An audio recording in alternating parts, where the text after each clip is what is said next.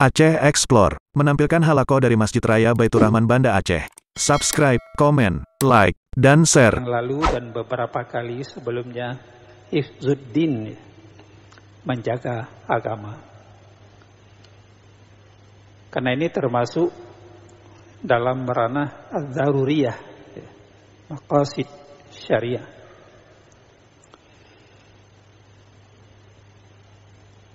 Agama kalau tidak dijaga, terutama dengan imaduddin, salat sebagai tiang agama, agama itu akan roboh. Yang kedua, ad-daruri hifzul akli, memelihara akal. Akal ini sebuah pemberian hidayah Allah sebenarnya.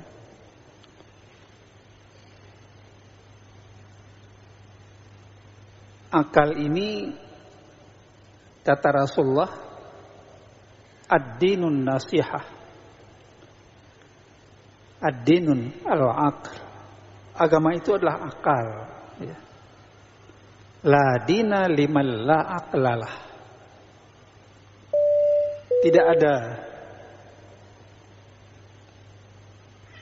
akal, maka agama pun tidak ada baginya. Tidak ada agama bagi orang yang tidak memiliki akal. Makanya kan diangkat rufi'al kalam ansalasin, ya. Tidak ada pembebanan tasyri', beban taklif. Pertama, anak-anak. Anak nggak ada pembebanan taklif, karena akalnya belum sempurna, masih di bawah umur. Kedua, orang majnun, orang gila. Tidak ada pembebanan hukum. Orang-orang yang tidak waras, tidak ada akal, bebas, nggak ada mas'uliyah. Dan orang yang lupa, tertidur, lupa melaksanakan kewajiban fardhu ainnya salat, ya. Ketika tertidur tidak ada pembebanan.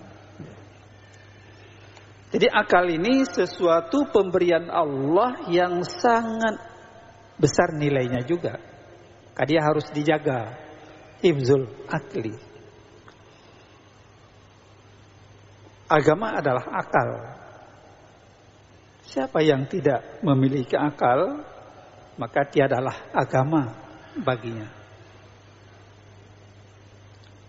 Itu sama ucapan Umar bin Khattab radhiyallahu an, la dina liman la aqlalah. Tidak ada agama bagi orang yang tidak memiliki akal. Kita bersyukur Allah memberikan akal yang normal, ya, sehat. Bisa kita melaksanakan semua perintah yang wajib. Kita bisa meninggalkan seluruh larangan Allah yang tidak baik. Kita bisa memahami mana yang baik, mana yang tidak baik, karena akal. Kemudian urin tidak lagi membedakan yang baik tidak baik, itu akalnya tidak normal. Tidak salat, dia sehat. Di akal ada sesuatu yang perlu dikaji, diperbaiki.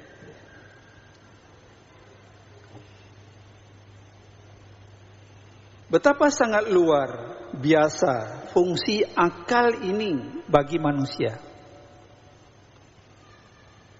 Oleh karena itu, kehadiran risalah Islam, syariat Islam, dinul Islam, di antaranya adalah untuk menjaga, memelihara akal itu yang Allah berikan. supaya tetap dia berfungsi akal ini. Bagaimana di mana Allah tempatkan akal, bagaimana akal itu ya. Tadi disebutkan dalam kajian-kajian ya. Para ulama, al-aqlu huwa quwwatun mudrikun. Akal itu sebuah kekuatan, power, kekuatan, dinamo, pembangkit yang mampu menangkap dan memahami sesuatu. Itulah akal. Gak ada sementara kurang akal. Ada akal tapi akalnya kurang. Ke nurun Tuhan sulit ke pangkai. Sabau tubuh sulit. Ya. Ada sulit ke pangkai. Rugo ke laba. Utang ke laba. Sulit ke pangkal. Dia ada masalah tubuh sulit. Berarti akalnya tidak beres. Dia mencampur aduk antara yang baik dan yang tidak baik. Hak dan batil. Makanya tadi kalau dikatakan fasbahu nadimin, fasbahu khasirin, ya, akan jadi menyesal. Ya. Atau nanti akan jadi kita khasir, rugi dalam hidup ini. Kalau tidak tawazun, menyeimbangkan diri antara hak dan batil. Ya. Baik bangsa tubuh sulit. Ya. Makanya, ya, walaupun sulit secara abstrak, persentase, banyak kan orang dusta, ya, hipokrit.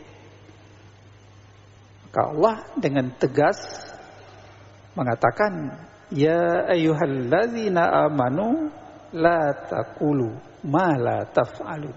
Lima taqulu ma la taf'alun. Wahai orang-orang yang beriman, kenapa kamu mengatakan sesuatu yang kamu tidak melakukannya? Ini kan banyak dalam kehidupan keseharian ya. Kabono sulit ke pangkai. Mana sulit? Di kantor, mungkin di dagang, tijarah, pertanian, ya, semua ada sulit. Kan nggak boleh. Kabura maktan indallah antakulu ma la taf'alun. Itu kehinaan kata Allah. Kalau ada sifat tapubut, tapegah meno, tapubut lain. Itu kabura maktan, kehinaan indallah. Takulu ma la taf'alun. Berat, kehinaan ini berat. Fahisyah ya. Sebuah kekejian. Nah, kita berdusta. Inilah hipokrit. Kalau bahasa agama disebut kemunafikan. Kemunafikan. Idza haddatsa kadzdzaba. Dia mengatakan dia berdusta dan seterusnya. Sehingga pentingnya akal disuruh jaga oleh Allah supaya hidup ini stabil dia, ya. Nggak kacau. Kalau di mana-mana sulit, dusta, ya. Beginilah terjadi, tidak berkah dalam hidup ini. Demikian pula agar manusia dapat mempertahankan eksistensi nilai kemanusiaannya. Karena memang akal lah yang membedakan manusia dengan makhluk-makhluk yang lain. Maka beda. Ya. Kalau kita coba dalami lagi ya, kita kaji kenapa manusia jadi khalifah. Karena ada kelebihan. ilmu, ya. Maka ketika manusia dijadikan khalifah, Adam dulu, malaikat itu kan protes, komplain kepada Allah. Wa idz qala rabbuka lil malaikati inni ja'ilun fil ardi khalifah. Ingat kata Allah, ketika Allah mengatakan kepada para malaikat, para malaikat, saya akan jadikan manusia ini sebagai khalifah di bumi. Ya. Malaikat kan beri sanggahan kepada Allah. Ya. Qalu ataj'alu fiha may yufsidu fiha wa yasfikud dima. Kenapa ya Allah engkau jadikan manusia itu jadi khalifah di bumi? Padahal dia menumpahkan darah.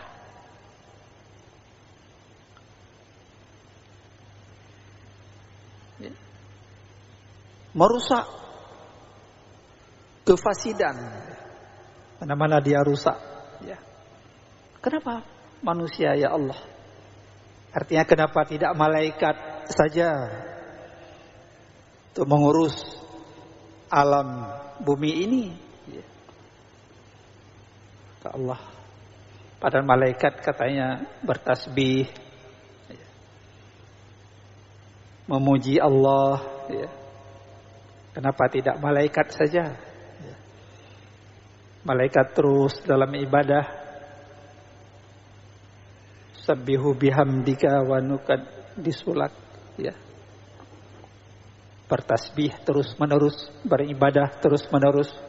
Kenapa harus manusia yang menumpahkan darah, melakukan kefasidan, kerusakan di bumi ini? Ya. Maka Allah menjawab, qala inni a'lamu ma la ta'lamun. Singkat saja jawab Allah menjawab kepada para malaikat, saya lebih mengetahui, sedangkan kamu tidak tahu. Ya, ma la ta'lam.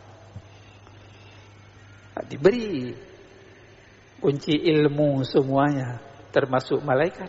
Apalagi kita manusia ini, ya, mana ada paham kita hal yang gaib di surga neraka, kemana kondisional, ya, setelah kita nanti tiada di dunia ini, sebagainya. Bapak Ibu sidang jamaah yang dirahmati Allah Subhanahu wa ta'ala. Karena itu Allah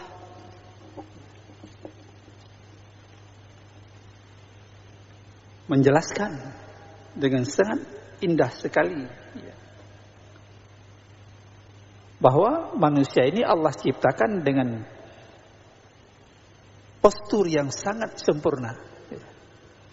Laqad khalaqnal insana fi ahsani taqwim. Kenapa kita harus membohongi diri, ya? Tidak mau bersyukur kepada Allah yang telah memberikan itu segalanya kepada kita.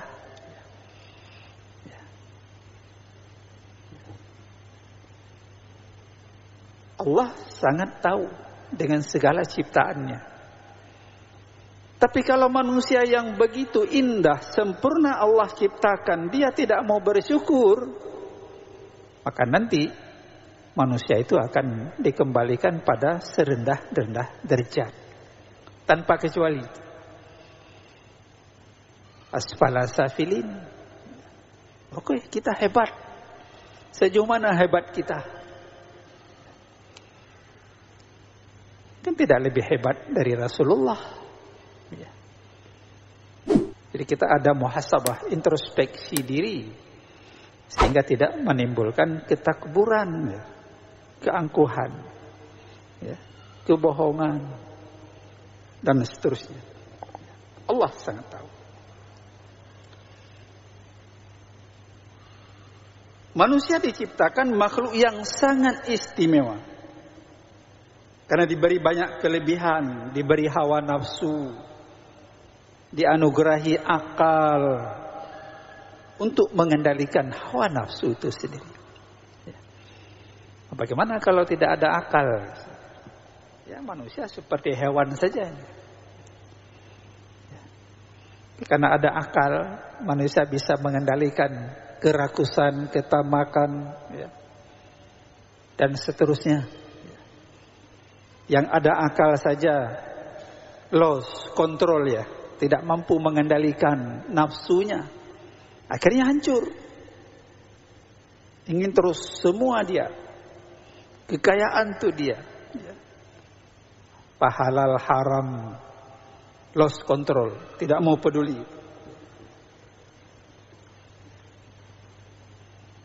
Akal anugerah yang paling tinggi nilainya. Dengan akal manusia berpikir,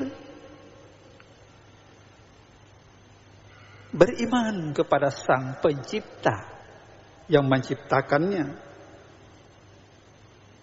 mampu memilah mana yang baik, mana yang buruk.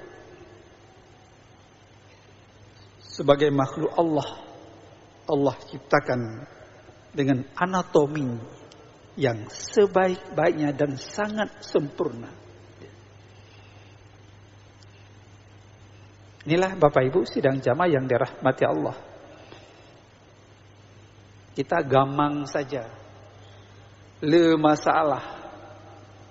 Kadang-kadang dikim jero, kata pegah berangkap. Itu sedikit. Allah beri ujian.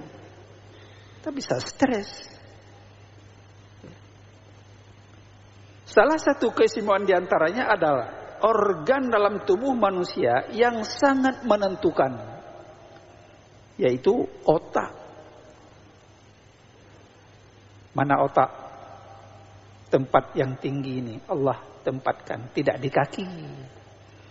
Kena ladum dakin, hai ho kami otak. Puka pegah, puka pikir. Otak, ho kaba otak. Begitu Allah berikan ini pada kita, anatomi yang sangat nilai ini 4 ke 2 otak. Bukan semeki lagi otak udiang. Otak udiang encer. Seperti itu. Kita Allah beri tempatkan di atas kemuliaan, di batok kepala, terlindung. Ya. Otak. Yang dalam bahasa Arab disebut mukhun. Ad-doa'u mahul ibadah. Doa itu otaknya ibadah. Mukhun. Bahasa Arab mukhun, otak. Bahasa Inggrisnya apa namanya? Brain. Otak. Mukhun. Doa itu kata Rasulullah otaknya ibadah. Kalau kita nggak pernah berdoa, seolah kita selalu dalam kegelisahan. Cobalah habis salat, selesai salat, kita berdoa. Rasa-rasanya beban itu hilang pada diri kita. Kalau tadi sakit, sedikit terasa sakit, selesai kita berdoa, seolah sakit itu hilang. Tadi ada musibah, ujian diberi oleh Allah. Ketika kita takarrub berdoa, seolah-olah musibah itu seperti tidak ada pada diri kita. Ya. Apalagi yang kita mohon ya pada Allah sebagai hambanya yang dhaif dan lemah ini. Jadi mukhun ini, otak ini sentral pengendali, mengontrol seluruh gerakan dari seluruh perilaku kita ini. Maka ada anatomi kita yang disebut muyassar. Tanpa campur tangan kita, Bapak Ibu sekalian, itu dia terus bekerja. Ada yang seperti itu. Kemarin ada yang tanya, kebiasa dalam ilmu jiwa linglung. Pat kepeduk kunci Honda, pat kepeduk kunci kenderaan, padahal langkih dalam kantong, gemita mensabor rumah gitu. Dalam kantongnya linglung. Tanya, kenapa ini Ustaz? Inilah memori kita. Semakin kita bertambah usia, semakin usia lanjut, memori ini semakin lemah. Ya, lemah memori. Ya, hanti ingat li, pat barang terpeduk. Linglung dalam ilmu jiwa, linglung. Tapi ini memori, lemah memori kita. Bagaimana memori ini kita jaga? Ya selalulah beraudiensi dengan Allah, membaca Al-Quran. Ya, jangan stagnan. Sering kita berpikir tentang fi khalqillah. Sering kita bertawajuh dengan Allah. Ya, memikir terhadap diri kita ini, ya, supaya jalan pikiran ini, supaya jalan dia, jangan stagnan, jangan vakum ya. Dia terus biasanya membaca, mendengar, ya. Itu dia bisa berproses. Kalau kita normal selalu, ya. Kan nggak bagus kalau orang sudah pensiun, masanya sudah pensiun, tidak mau bergerak, itu juga membahayakan secara fisik. Jadi ini mengontrol seluruh gerakan dan indera manusia. Kemudian Allah memberikan tugas sebagai khalifah agar dia berpikir. Anda bedah bengah, jaga habis subuh, kita bertebaran mencari karunia Allah. Apa usaha hari ini? Apa yang saya lakukan yang ridha Allah sehingga memberikan rezeki ya Allah. Ya, supaya kaki ini meligat ban Honda mau putar. Ya. Apa yang harus kita cari karunia Allah Subhanahu wa taala. Jadi mohon brain dalam bahasa Inggris menurut kamus, ditulis kamus Inggris ini, Oxford Dictionary. Otak ini disebutkan organ yang menyimpan data di kepala kita ini. Otak ini menyimpan data. Luar biasa Bapak Ibu sekalian. Tadi kita ikuti pengajian atau diskusi, atau kita dapatkan informasi sesuatu tersimpan. Informasi itu dalam otak, brain, makhun kita, otak kita. Nanti kita keluarkan lagi. Itu luar biasa. Hanai tamang re unen, geliung unen, tubir geliung uye. Tidak, tapi tersimpan dia, data. Penyimpan data. Feel data. Luar biasa. Pikiran. Tersimpan pikiran di sini. Dari hasil rapat ini nanti baru kita detailkan, kita break program, terus jalan dia. Menurut hasil penelitian para ahli jiwa, semakin kita berpikir, ya, proses dinamik ini, jaringan otak ini semakin bertambah katanya. Tidak beku dia. Otak manusia semakin dia berpikir bertambah. Anak sabar lagi otak hewan, otak lemah, dia nggak pernah berpikir. Ya bekulah seperti itu otaknya. Kita semakin berpikir, mengolah sesuatu, analisa sesuatu, itu otak jaringan itu semakin bertambah. Panca indera. Sehingga jika kita analogikan dalam IT hari ini, ada komputer, ya, teknologi, disimpan data kita, ada file. Disimpan data di sana. Ya. Luar biasa Bapak Ibu sedang jamaah yang dirahmati Allah Subhanahu wa taala. Rupanya manusia juga belajar pada otak manusia ini. Ya, dibuat teknologi bisa simpan data. Makanya otak ini harus dijaga, di-scan selalu supaya bersih. Tapi kalau dalam komputer dia bervirus, file kita, itu data itu hilang, dimakan oleh virus. AB makan data. Maka otak ini di-scan. Bagaimana scan otak? Inilah kita tasbih, zikir, membaca Quran, berpikir yang baik. Baik terpikir yang naget, tapi selalu terpikir yang get-get, supaya dia bersih, otak ini sujud, ruku kepada Allah. Semakin kita lama di sujud, semakin darah ini kan cepat mengalir ke otak kita, nggak beku jadinya. Hana momang, pakan momang, mungkin peredaran darah nggak stabil ya. Kan disuruh salat, sering sujud. Ada sujud tilawah, ada sujud ketika kita salat fardu, ya, dan sebagainya.